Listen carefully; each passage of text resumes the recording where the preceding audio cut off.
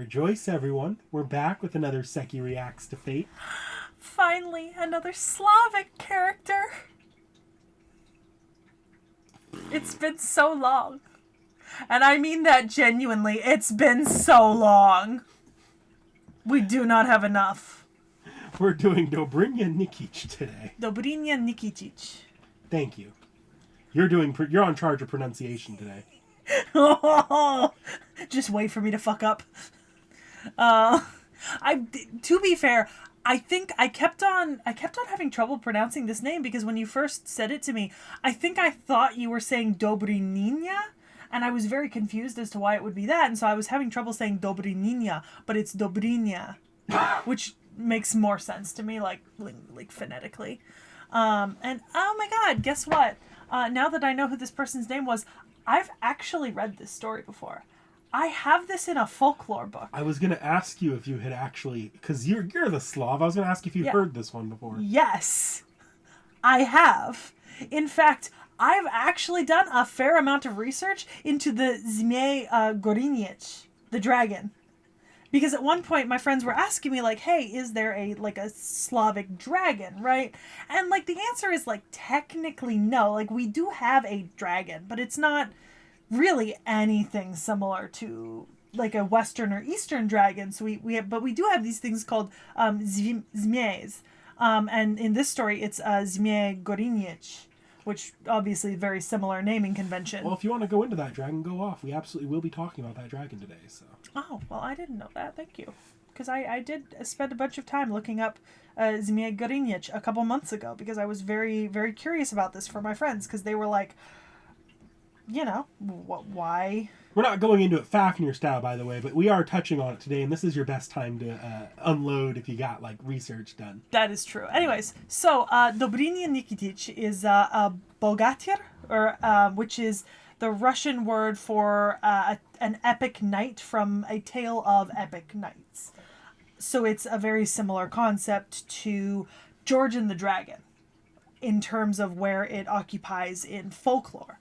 And it is from Kievan Rus folklore, and specifically based on epic songs called Blinya, which came from the area around the capital of the Kievan Rus, which is called the Kievan Rus because the capital of the Kievan Rus is Kiev, which is now in Ukraine, but the kind of ancient Russia, I say ancient, but kind of Russia as we conceptualize it as Russia really starts with the princes of Moscow and the Kievan Rus, which is not that long ago, 1,000 years, give or take. But it's kind of the oldest stuff we have because we don't have a whole lot of primary sources from any earlier periods about Slavic peoples because these people were not necessarily united in a solid kingdom before this point that was keeping records. It's one of those interesting things where sometimes in Europe, we just don't have records of certain areas of the world because they either just didn't keep records or no records survived in terms of primary source documents covering a specific period or era of time. And we know that Cyril took over the Cyrillic alphabet, I think around, from Greek, I think around the 300s AD. I could be wrong, but I want to say that's around when St. Cyril created an alphabet to fit Slavic languages, but we don't have a lot of primary source documents from that time period. So Kievan Rus, right? That's one of the origins of kind of the history of Russia. And back then, the capital was further west than it is now, and it was in Kiev. Because you have to also consider that the peoples that made up the Kievan Rus and Russia are often considered Slavic Vikings. So there's a fair amount of debate as to whether or not these people are related at all to the Slavic peoples that come from the plains regions across Eurasia, and whether or not these people that are mentioned in Kievan Rus would have perhaps been more related to actual Vikings. Because fun fact, and I say this out of experience, but if you go to Russia and kind of some of those Slavic areas, there's this really interesting dichotomy where there are two types of really common phenotypic expressions of genetics. You get people who look like me. I am built to survive a cold winter as a peasant. And then you get people like my uncle, who is 6 feet tall, skinny as a rake, the blondest, palest, blue-eyed bastard, right? And there's two very different types of people. And like looking at that, you would say that almost looking at just phenotypic expression of genes, it's almost as if there are these two kind of ancestry sets that are coming in really heavily into the DNA, which would technically support the idea of a sort of like Nordic Viking culture and also like a more kind of Eurasian plains culture that ended up interbreeding when this empire was created. So, the Kievan Rus centered in Kiev. They don't move to Moscow until I think a few hundred years after that, right? I want to say like 10 to 1400s is like the move to Moscow, because you get the princes of Moscow first, and the princes of Moscow are the people who come before Ivan and his house, and then the Romanovs, which 1600 to 1900. So Dobrynya Nikitich is actually based on a real warlord who's named Dobrynya, who was one of the war generals for Sviatoslav the Great, who is an actual historical person. I mean, Sviatoslav did live. He did exist. He's also called Sviatoslav the First Igorovich, and he was a prince of Kiev in the 900s, from about the 940s until his death in 972. He was especially well known because he conducted persistent military campaigns all across the east and south of this section of empire, and he actually caused the collapse of two of the great powers in Eastern Europe during this century, the Khazaria and the First Bulgarian Empire. He is attributed with conquering a shit ton of Eastern Slavic tribes, bringing them into the empire, as well as defeating the Atlans, attacking the Volga Bulgars, and he even went to war with the Bulgarians and Hungarians more than once. I mean, this man was prolific in his conquering. And fun fact, do you know who Sviatoslav's mother was? Who? Olga of Kiev. Which is funny for Nick Nack and me for a very specific reason that you will find out soon. Ideally. If you haven't already. His mother was reigning as regent in Kiev until 962, when he took over from her, and he reigned for about a decade, marking a period of extreme expansion all through the Volga River Valley, into the Pontic Steppes and the Balkans, and carving out what became, at the time, the largest state in Europe. He then moved the seat of his kingdom to the Danube and appointed his sons princes of Kiev, two of his sons, Yarpolk and Oleg, and then he appointed Vladimir, who was his son by a housekeeper, as the Prince of Novgorod. Interestingly enough, even though Olga of Kiev became Christian, Sviatoslav remained pagan all his life. He never converted to Christianity, and generally, unfortunately, because of his abrupt death, even though he conquered this large region and it kind of subsumed it into his empire, most of this was not a functioning empire because he was just going on campaign after campaign after campaign, and he really didn't do well in establishing who was going to be his successor amongst his three sons, who then developed a feud that ended up in extreme fratricide with Vladimir, the one, his son by the maid, emerging as the next ruler, eventually after he killed both of his brothers. Anyways, I thought that was fun because I knew you wouldn't have known that, and I think that's absolutely hilarious because we now have a character connected to Olga of Kiev, who is one of my favorite historical characters ever. So, the epic song that talks about this character, Dobrynya, is about him completing tasks set to him by Prince Vladimir. Yeah. Everything's coming together. It's all according to plan. Everything is within my calculations. So he essentially acted as a courtier. He was relatively close to the royal family, and he was often sent to undertake sensitive and important missions.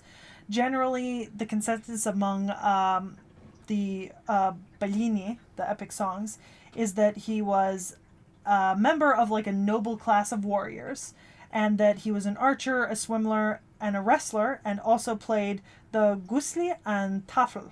And he was pretty famous for both his courtesy and his cunning, as epic heroes often are. You can't just be good. You have to have some other attribute to you, typically, if you are the hero of an epic cycle of any sort. So, one of the more famous songs about him is about him and the dragon, Zmei Gorinich. Oh, you inhaled. Were you trying to say something? No. Okay. So, this is a particular song localized in Oleniec province, collected in 1871. At the beginning of it starts with his mother telling him to avoid the Saracen mountains, right? Do not trample on baby dragons, do not rescue the Russian captives, and do not bathe in the T.H.E River.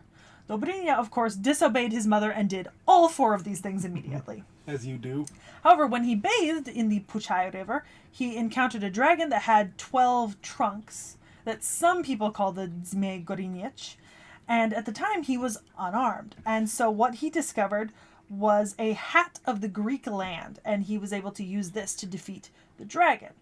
But apparently this dragon was female, and so the dragon pleaded with him not to kill her, and the two made an agreement of non-aggression. They agreed not to hurt one another, but the dragon, being Zmei Gorinich, potentially, broke this immediately, flew to Kiev, abducted Zabava Putyatishna, who was the niece of Prince Vladimir, who his family served. So this is not good for him. So he arrives in Kiev, and Prince Vladimir immediately commands him to rescue his niece upon the pain of death. You go get my niece, or you die. He then complained to his mother that he did not have a horse, and he did not have a spear, and he was given an heirloom, Burko, the horse, and a magic whip, Shemakan whip, of braided silk. He did apparently carry a spear later, as revealed by this song, but it's actually not mentioned at this part in the song, which is pretty interesting. So on the way to go get her back, he ended up rescuing some people, walked all over some dragon pups, but eventually he walked over the wrong dragon pup, and it bit him. And it paralyzed him, because that's just something that dragons can do in, Russian folklore. So Dobrynya remembered that he had this magic whip, and the lashes restored the vigor, and he was freed. So after that, the dragon emerged angry about the death of her children, refusing to surrender Zabava without a fight. He fought her in the mountains for 3 days, and on the third day, he wanted to give up, but a voice from heaven told him to fight for 3 more hours, and he was able to kill the dragon within those 3 hours. The blood of the dragon did not seep into the ground after it died, and he ended up wallowing in a pool of its blood for 3 days while he lay there. A voice from the heaven eventually told him that he should stick his spear in the ground and say an incantation. The blood was then swallowed by the earth, and Zabava was rescued. However, when he returned with Zabava, because he was technically a peasant and not of a noble class, he was not able to marry Zabava, even though Vladimir offered her to him. And so she was instead given to Alyosha Popovich, and he eventually encountered a Polyanitsa named Natasya and married her instead. Now, a Polyanitsa is a specific thing. It's also known as a female, let's see, what's the translation? It's fucking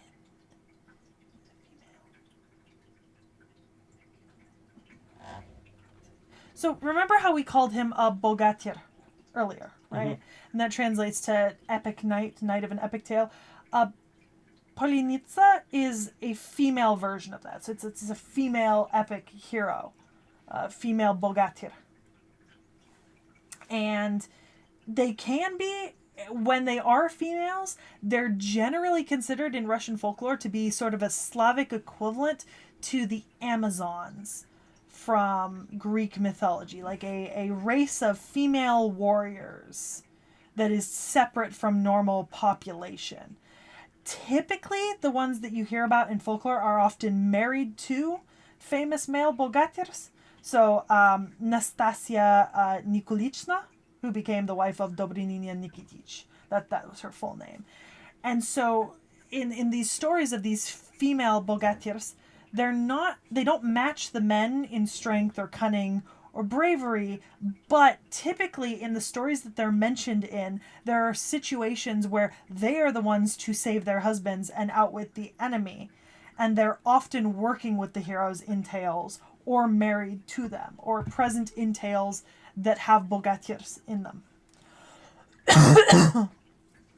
So it's sort of they are associated with these male heroes, whether that be in the form of marriage or just working together. And even though they're not given the same kind of precedence in the folklore, they still do get scenes and times when they are the ones who are able to, fight off the bad guy, solve the riddle, save the husband, which is kind of a nice turnaround on like most epic tales being very male-centric. It sucks that we don't really have a whole lot of tales of just Polinitsas, but the fact that they do get their own glory is kind of nice in my opinion.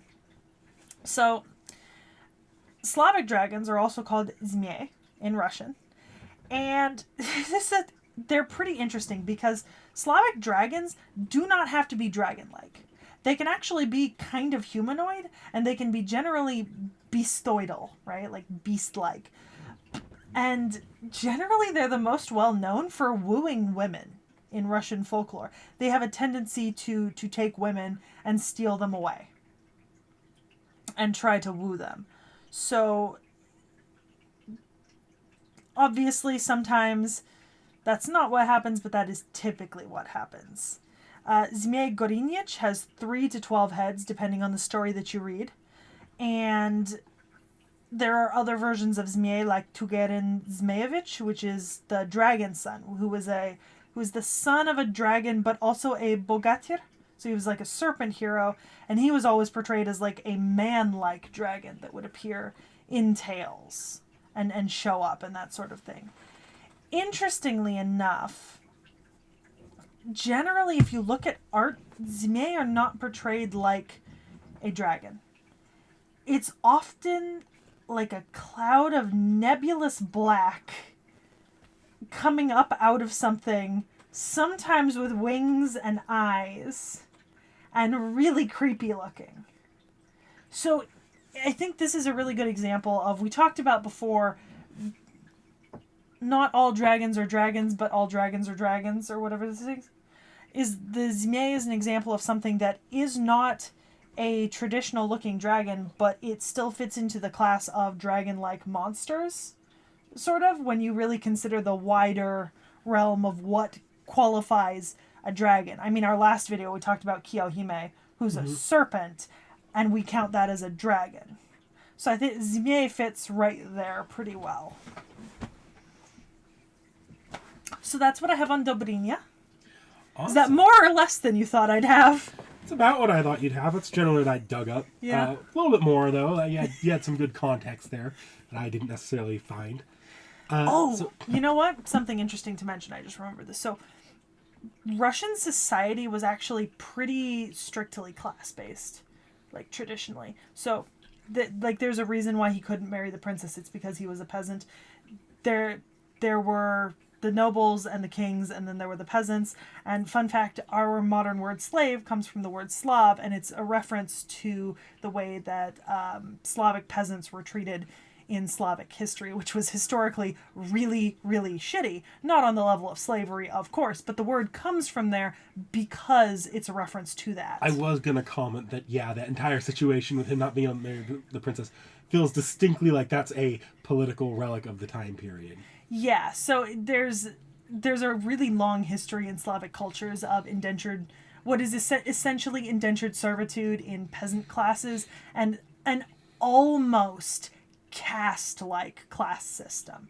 I would compare it to, how during the Tokugawa period when there was no social mobility allowed, it's not quite a caste system, but it's closer to a caste system than it is a class system. Very similar to that. And that did not change until...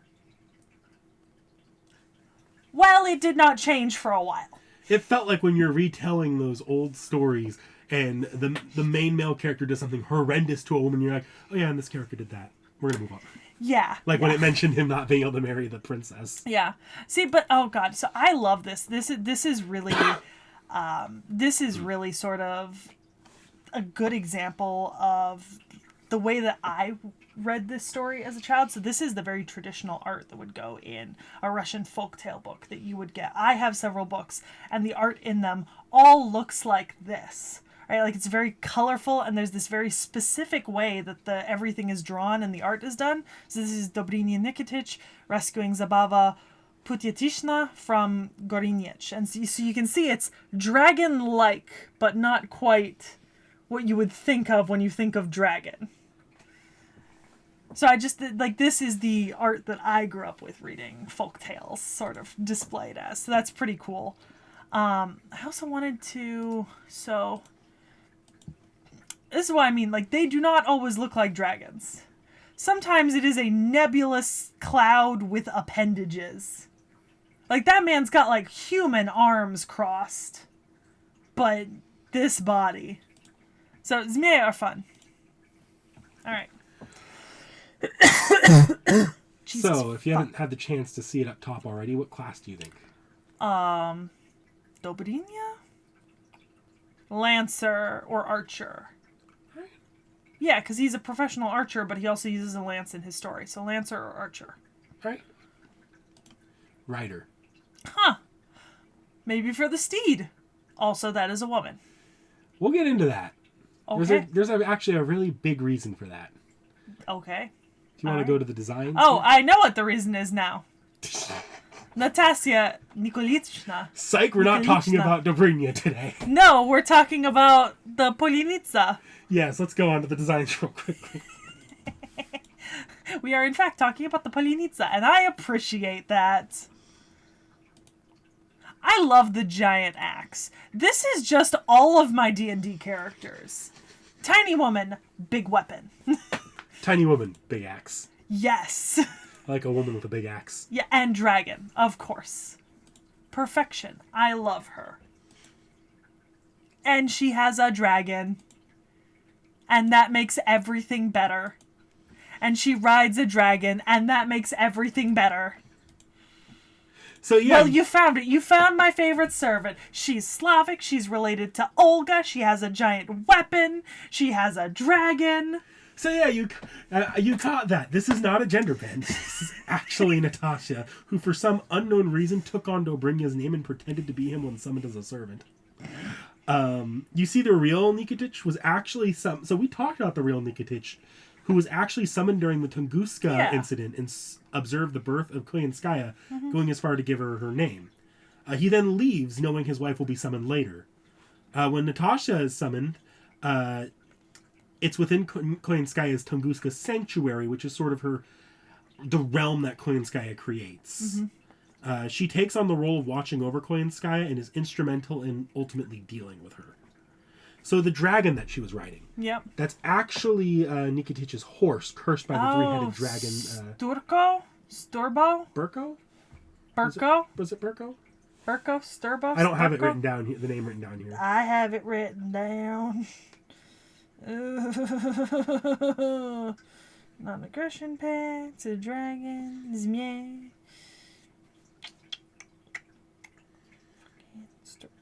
What? Burko. Yeah, so Burko was cursed to be a dragon himself. Aw, poor Burko. Don't feel bad for him. He's actually kind of a degenerate, like worse than Blackbeard, and even more outwardly disgusting towards women. Ooh. I wasn't going to try hunting for the screenshot here, but give me 2 seconds and I could show you, like, the line that had me visibly saying, "What the fuck is wrong with this dragon?" I love that. Oh, that's... Yeah, what the fuck is wrong with this dragon? That's a choice. That was a choice. I could send that to you if you want to flash that on screen editing, but... Please do. Also, you didn't give me this other name down here, but I do know this name. I don't have anything Type Moon related on it, but if you want to talk about it real quickly... No, I just thought I'd mention it because that's Mikola Selyanovich? I've never had to say that out loud before. But it's Mikola, the villager's son, who is one of the most famous epic heroes in Russian folklore. He's a bogatyr from the Novgorod Republic Bailina cycle. And he's super interesting because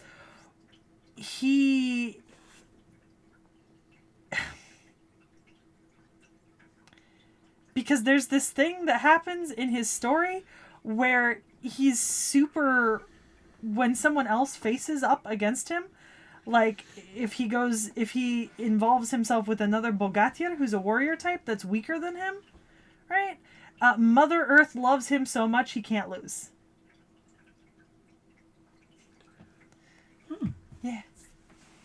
I don't know if that's actually connected to her in legend or not, or if it's like or where that's sourced from, but... Well, I mean, that says it that she is the child of. Yeah, like that's the part where I'm not sure if that's sourced from the original legends or not. Yeah, I'm not sure. I will say, however, we did actually mention another Bogatyr too already. Remember, I mentioned that the Zabava went to Alyosha Popovich? Alyosha Popovich is another Bogatyr, but he's really famous for being a trickster, known for his wits and cunning from Rostov. He's a priest's son, which was a higher class than a peasant's son. Yeah. Feel free to look through this profile here, because obviously there's things you're going to catch that I would never catch. So. Yeah. Yeah, like Zmei Gorinyach saved the niece of Grand Prince of Kiev, Princess Zabavushka. So I said Zabava because Zabava is her name, but Zabavushka would be, that's a diminutive like nickname made out of her name. So like in Slavic languages, in Russian that I'm aware of, you can make diminutives of people's names, and it's kind of an affectionate thing for people to call you. Like my grandparents call me with a Ichka at the end of my actual name when they're calling me something, because it's kind of diminutive and cute. So that's fun. Aye. Should I just go on to relationships? Yep, I am. Okay. All right. Yes, if it wasn't obvious, there is another version of Dobrynya that theoretically could be summoned, and maybe one day we'll have it in the updates video, but not seen so far. All right. Tamamovich Koyanskaya, Yaskaya. Anastasia Dono, Princess of Russia, you're beautiful. It's as if the beauty of the northern lands took form. Come over here. I'll pet your head. I would too. The booze I drank with Odysseus Dono is delicious. At any rate, we're on the same wavelength after all. He doesn't feel like others. Okay. St. Georgios, to think that we would ever meet. I'm so happy. It is a little funny now that I compared Bogatyrs and the story with the Zmei to St. George, since... I'm sure a lot of these dragon slaying stories are kind of... There's probably like an entire... Like, we've covered this when we did like the similarities between Sigurd and Beowulf. Like, I'm sure there's a lineage of dragon slaying stories across Eurasia. Oh yeah, it's huge. St. Martha, Chaldea is so wonderful. Ah, by all means, I must be gifted with her words. That legendary King Arthur. Whoa, to think he was a woman. King Arthur? A man? Huh? Chaldea has assembled strong ones. Good. All right. Fine. Let's do it in earnest. Let's have a match. I love that the Arturia and then Arthur, like, commentary there is listed in the exact order that Fate fans will react to. Yeah, it's like, oh, King Arthur's a woman? Okay. King Arthur's a man? What? What? What are you talking about? That's silly. All right. So you've got some abilities, combat abilities for me. Yes. So you saw the big axe. Yeah. That's how she primarily fights with, riding atop Burko. Mm-hmm. She's also capable of summoning up to 99 wyverns to attack her foes for her. I love that. I want her. And two of her skills are just noble phantasms that we'll have to cover in a second. Okay. But they're Burko and her armor. Yeah, okay. So I see riding and magic resistance. Eternal young warrior. Forever youthful. Okay. Saying that Nikitich's favorite horse bears about. You know, horses actually have a lot of power in Russian folklore. There's also the little humpback horse, and then there's that sometimes shows up in the Baba Yaga tales, and he helps heroes and princesses and women trick Baba Yaga and get away from her. And then he has two siblings who are both famous horses. Like, he's little and hunchback and ugly, and that's what makes him famous. But they're beautiful and dumb as a bag of rocks, but they fly. And so they're often given to heroes in legend to be their steeds. I will bring up one little thing about Dobrynya that I didn't remember when preparing my notes, but I had the screenshot of her saying this right after my little what the fuck is wrong with that dragon screenshot. Mm-hmm. So, quote here, guns stole every bit of honor there used to be in battle. There's no honor to be found in war these days. Yeah, So she just really hates guns. No, a Bogatyr would think of that. So, fun fact: there was a warrior caste in Russian society that basically continued up until the fall of the Romanovs. So Russia still had like provincial warlords up until the end of the Romanovs. We just called them something different. But like courtiers from provinces and faraway places would literally be the war leaders of those places. They're called bees, and not bogatirs, but they're called bee somethings. And hang on. They're called B-stars.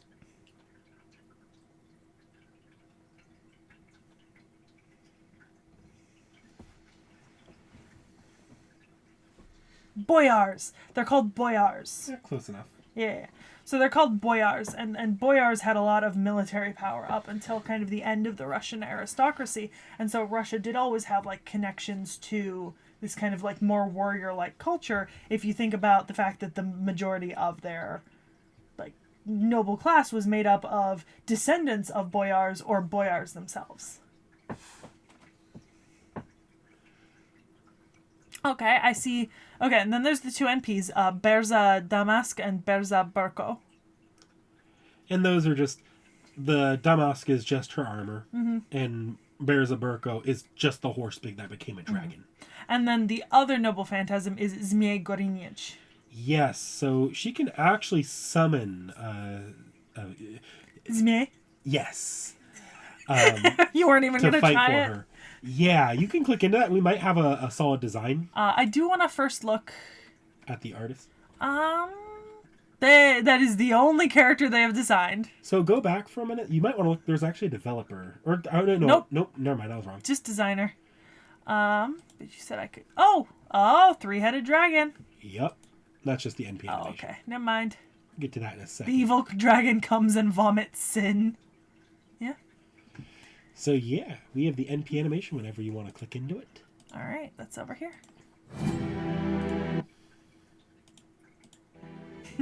One of Russia's strongest warriors, Bogatyr.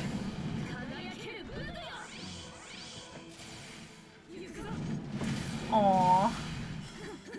So cute. I want a dragon to ride. Yeah, but you don't want one. No, I don't want that dragon to ride, but I want a dragon as a pet. You know? Mm-hmm. I just really appreciate that she's just using that axe almost like a just direction for most of it, and then occasionally just reaches out and whacks people. Like, I'm really a fan of that.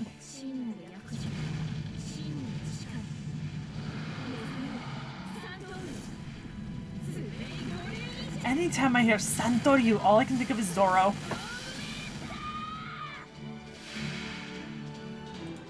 I love it. I love her. Good, we got a baseball. My god, she's so fucking cute! It's so cute! Oh.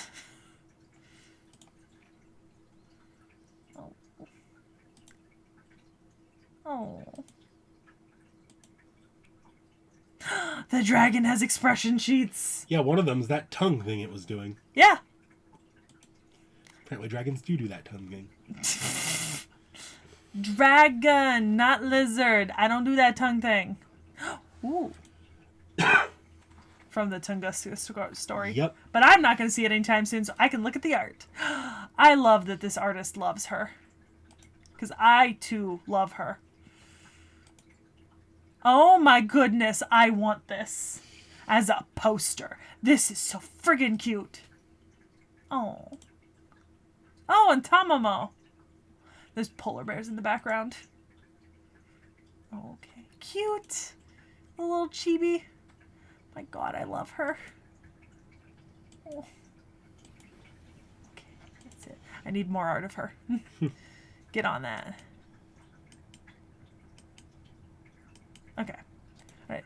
Zmei Gorinich, the three-headed dragon. Yup, he was strong. The story of how I defeated him is probably Dobrynya Nikitich's most famous legend. Know what that means? It means I'm stronger than he was. You think the Balina, where I leave my wife behind to go on a long journey, is more famous? I want to say that you're wrong, but What did my wife think about it? Good question. I'm sure she wasn't happy for her beloved husband to be away for so long, especially when he apparently couldn't be bothered to send her so much as a single letter. These days, that kind of abandonment would get me divorced? Well. Hey, can I say something? What is it, Zmie? You were always really chatty for a dragon.